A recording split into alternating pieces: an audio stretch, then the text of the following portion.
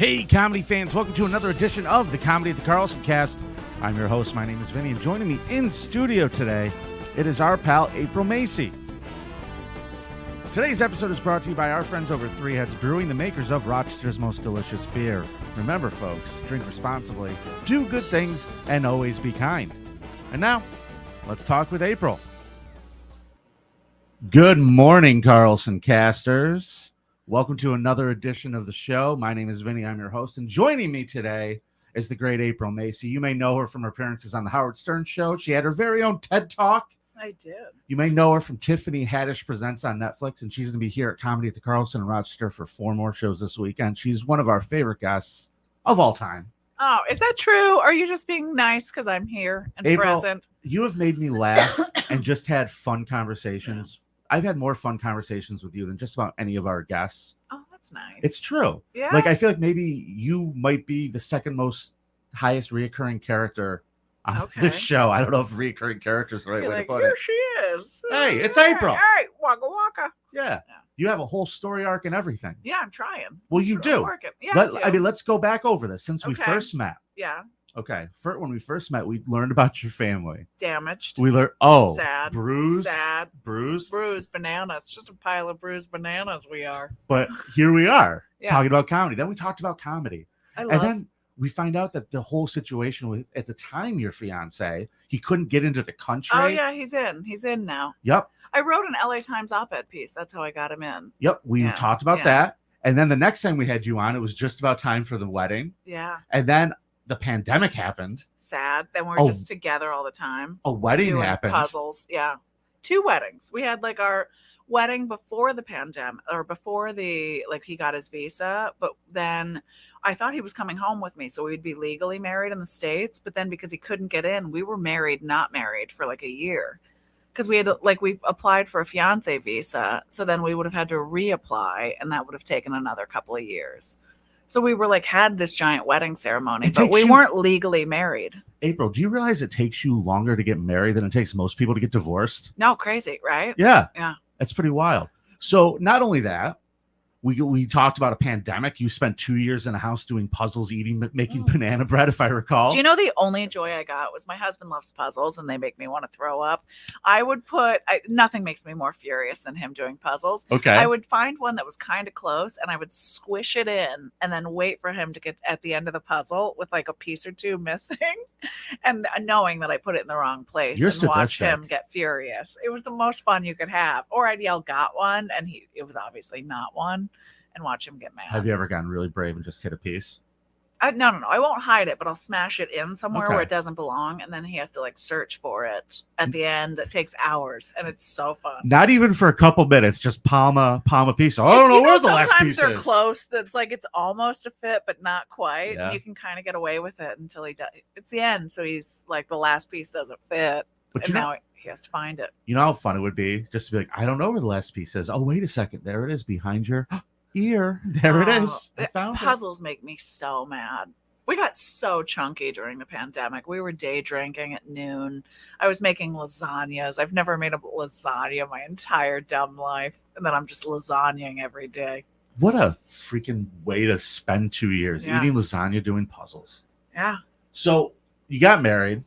Now, we didn't really talk about your actual wedding much. I know that Tiffany Haddish was in your wedding, and apparently she threatened to murder your husband. What happened there? Well, she just said that if he hurt me, that they'd all come after him, which was incredibly satisfying.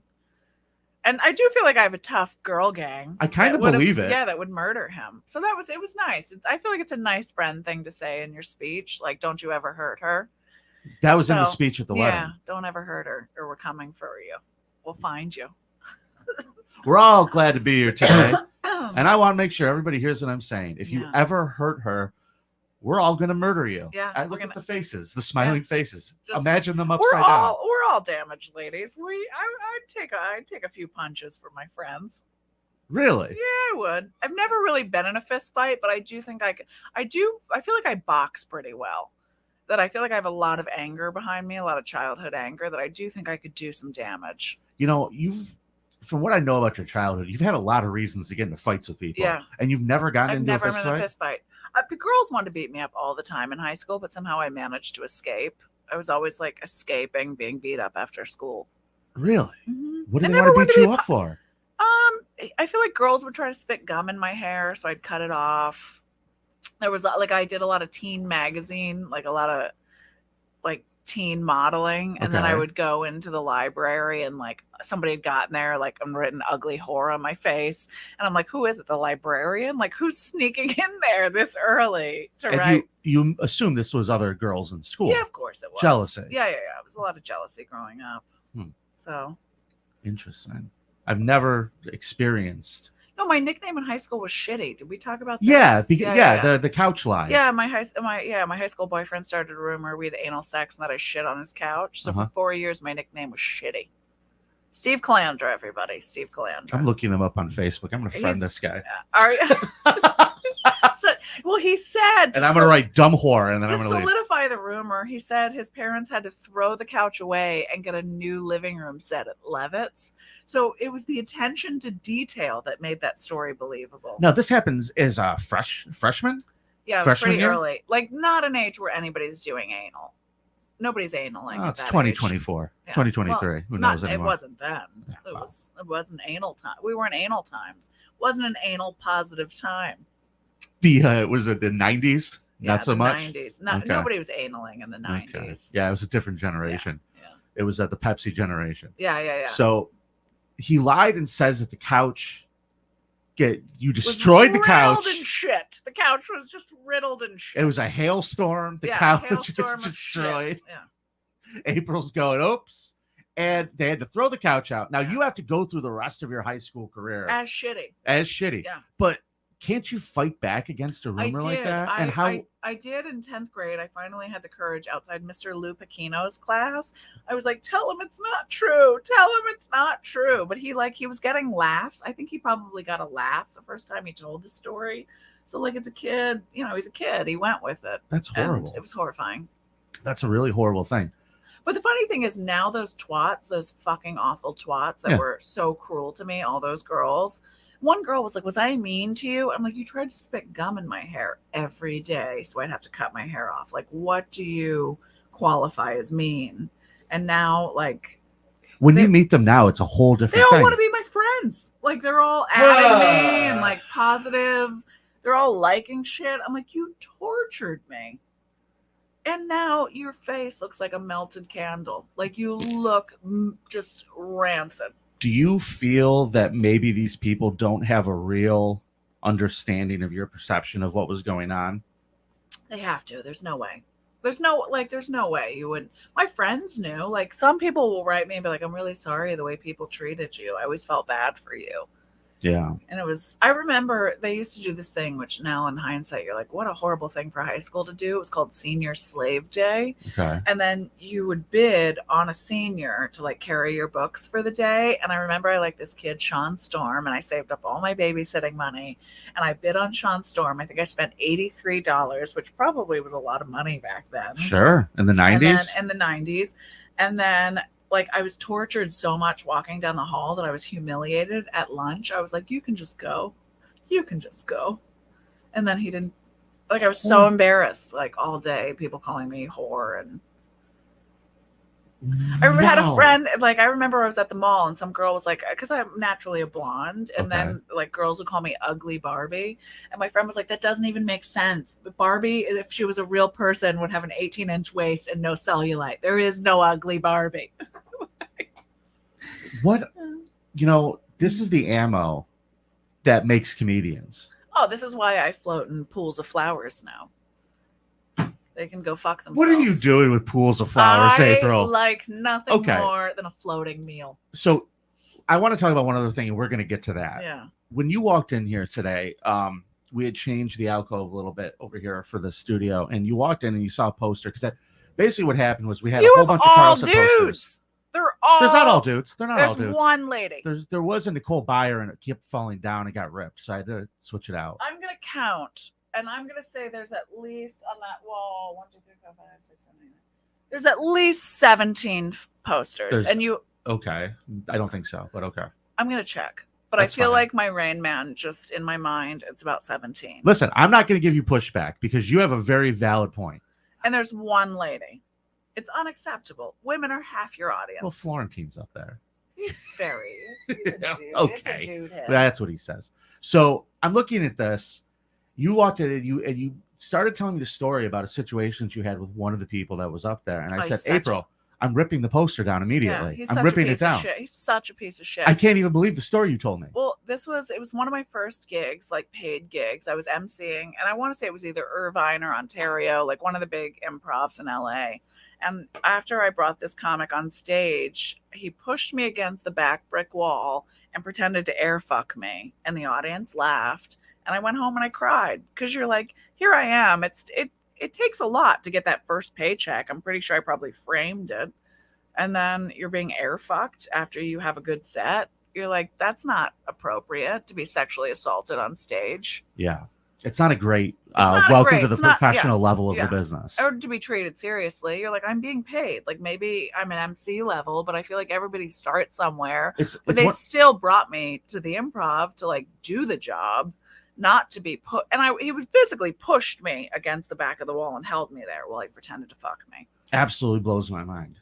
Yeah. Now, for those of you who don't realize, emceeing your first weekend in a lot of ways is kind of like junior high graduation. Yeah, you're so excited. Yeah, it's a big deal. It's like a really good feeling and a big deal. Yeah. And I'm sorry to hear that. There's so many. Like I remember I was driving home and it was when all those scandals were coming out about all those different comics Sure. that they just every dude gets to keep working. You can fuck a child, you can do whatever you want. They're still going to work them. And then my husband, like I started crying when I saw this interview it's a comic I actually like. And I watched him on this interview and he's like, did something bad happen to you? And I was like, all the things, like all the bad things. Like there's nothing. Like I think about what female comics go through, just the amount of trolling. If you know how many death threats I got on a regular basis, just people, I hope a horse fucks you to death, die please. Like when you're a female comic, it incites some sort of fury in a very small type of man. Now, I'm going to tell you one thing that I know. I have gotten really mean hate stuff on the internet before myself. Mm-hmm. And I have had the ability to, when I see it, I go, okay, whatever. And I laugh it off because it doesn't come in so frequently. Yeah. To me, it's like seeing a unicorn. I go, okay. You are telling me that this was happening to you on the reg. All the time. And I think there's a lot. I mean, every once in a while, my husband's like, don't read them, but I enjoy picking somebody because it's also a lot of physical attacks when you're a woman. I like to blow up their face and send it back to them just so they're aware of what they look like. Like, and then a lot of get back to the kitchen. Some guy was like, quit comedy, get back to the kitchen. I was like, why would I get back to the kitchen? Lasagna. When I can hire a mediocre earner like you to do it for me. It's satisfying to write those animals. And you believe that it's because there's something about seeing a woman in a position of power that triggers. And that. I think it's also these men don't have the courage to do it themselves because it's not just me. Like I look at all female comics pages and it's the same fucking bullshit. Yeah. The internet is a cesspool full of people who aren't happy with their station in life and use it as a tool to try to tear down anybody that they don't deem worthy of admiration. Like to send them pictures of me floating in various infinity pools. I find that very satisfying. Yeah. So we need to discuss this. You've been performing stand-up comedy all over the country, all over the world. You performed in 16 countries. I've been to 74 countries. Been to 74, but I thought, okay. I performed in more, but I would have to go back and cross off where I haven't performed. How many more countries do you plan to visit? Have you gotten everything? I'm going to go to all of them in my lifetime. Some of them suck though, right? I'm going to go to the ones that suck, like towards the end where I'm not scared. Like I'll go to the Congo when I'm like 80 and not afraid to die of malaria. Okay. That's my plan. Okay. Going to see it all on the way out. Yeah. Okay. Save the deadly stuff for last. Yeah, that's what I'm trying to do. I feel like I still want to do, like in the next couple of years, Maldives, Vietnam, Cambodia, Laos. What else do I want to do? New Zealand, I've never done.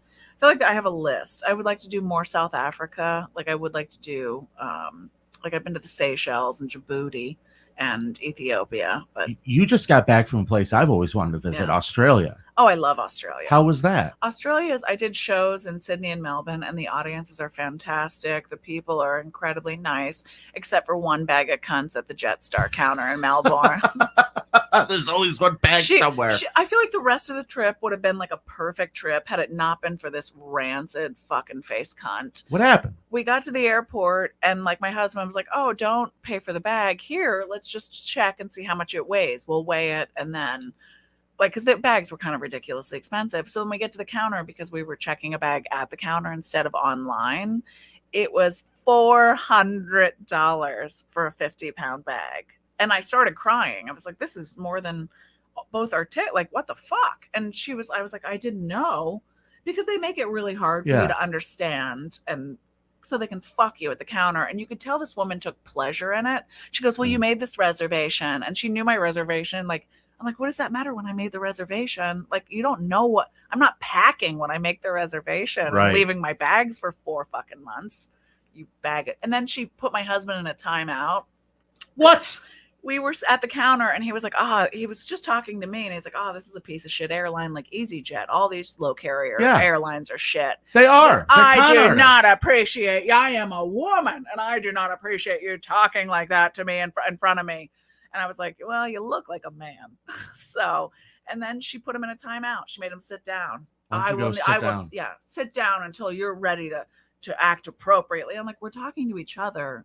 We're not talking to you. And it is a piece of shit airline. And you could tell. And then when I went back to the counter, because we had 2 more bags, and I was like, oh no, I'm gonna have to pay fucking $1,200 for bags if we want to go on the rest of this trip. And the guy at the counter was like, some people are nice, some people are awful, just give me your bag. And he just tagged it quick. And then another woman handed me a box of tissues. Like, this happens all the time. And it wasn't necessarily Nurse Ratchet's running the board. Well, my husband then canceled it with his bank, so Jetstar can go fuck itself. It's the worst airline. Even EasyJet, we were flying from Milan to Portugal. Okay. And you could see they were sneaking more and more crew onto the flight. There was like 30 crew members. And I was like, they're going to bump us. They're going to bump us for these fucking crew members. Sure enough, they did. And then the woman was like, I am going home. I cannot help you. It's midnight in the middle of the Milan airport. I'm like, wait, what? We need another flight. You can't just leave. So then we tried to like box her in. I was like trying to box her. Like, I was going to be arrested in Milan. Yeah. I was about to say, you'll go to jail for that. No, I was trying to keep her in. I was like, you are an awful person.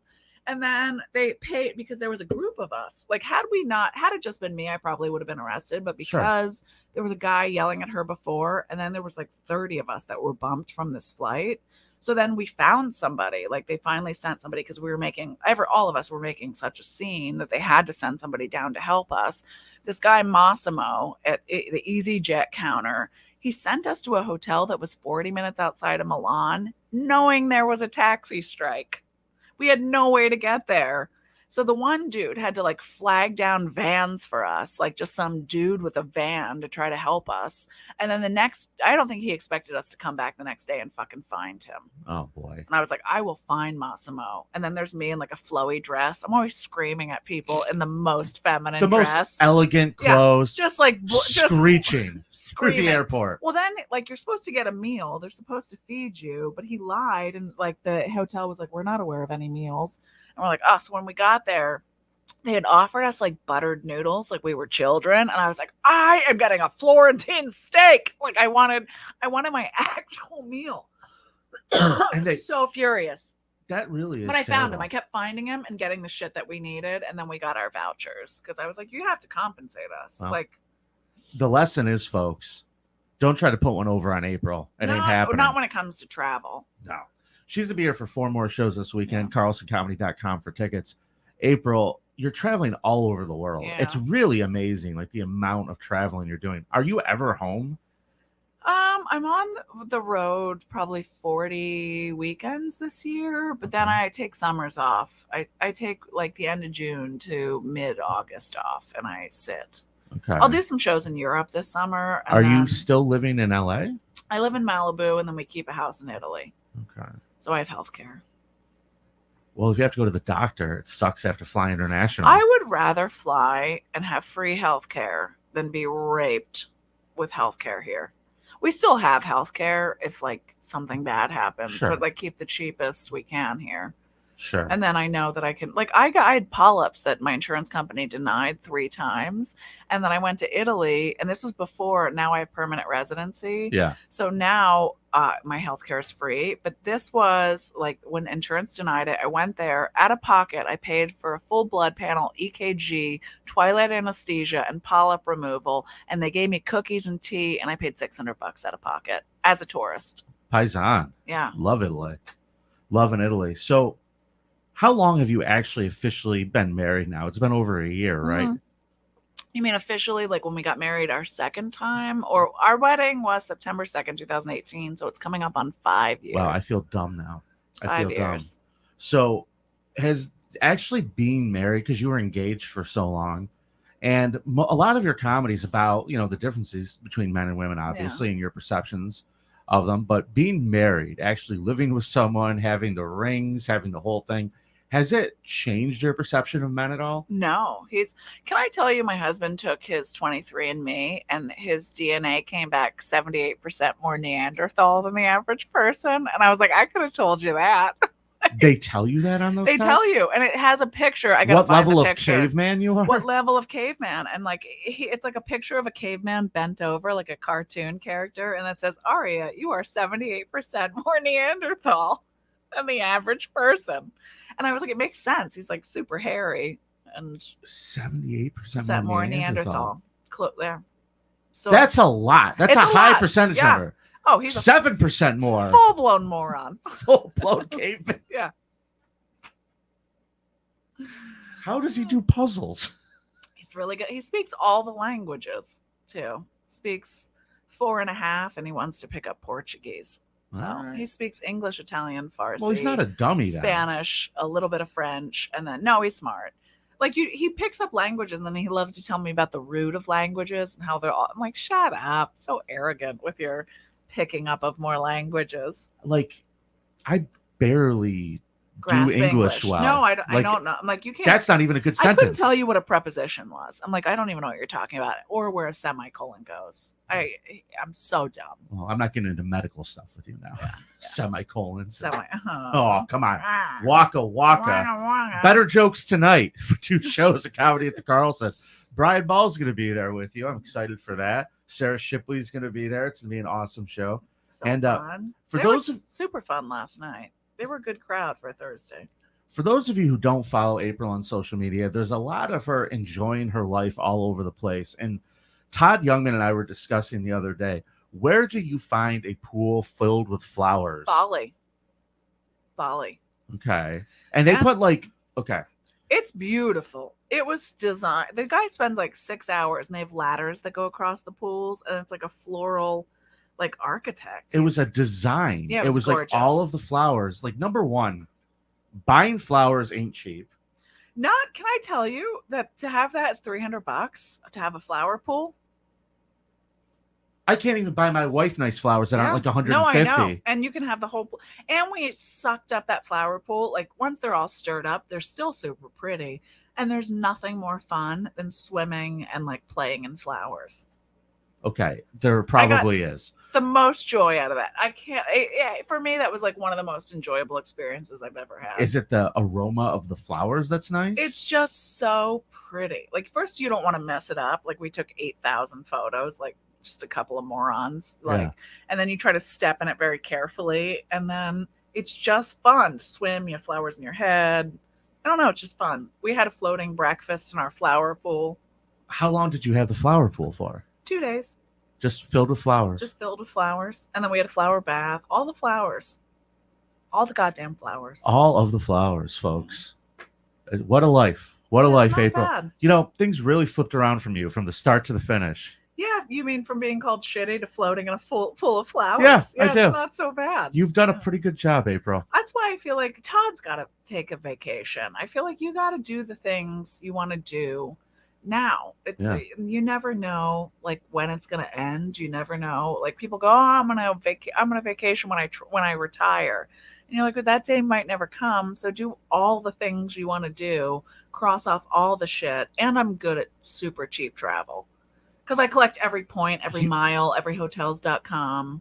I don't know how you afford the hotels and the places that you're at because they look like they wouldn't even let me in. Can I tell you that for like a lot of places I go for work, I use airline miles. So Right. I can get you to, plus I can get you to Australia from like LA. I just found tickets where I'm like, you fly with miles to Honolulu, round trip to Sydney for $343. What? And I can get that mileage ticket for $11.20 round trip to Honolulu. So you spend a night on either side in Honolulu, and then you fly. Yeah, for $350 I can get round trip to Australia.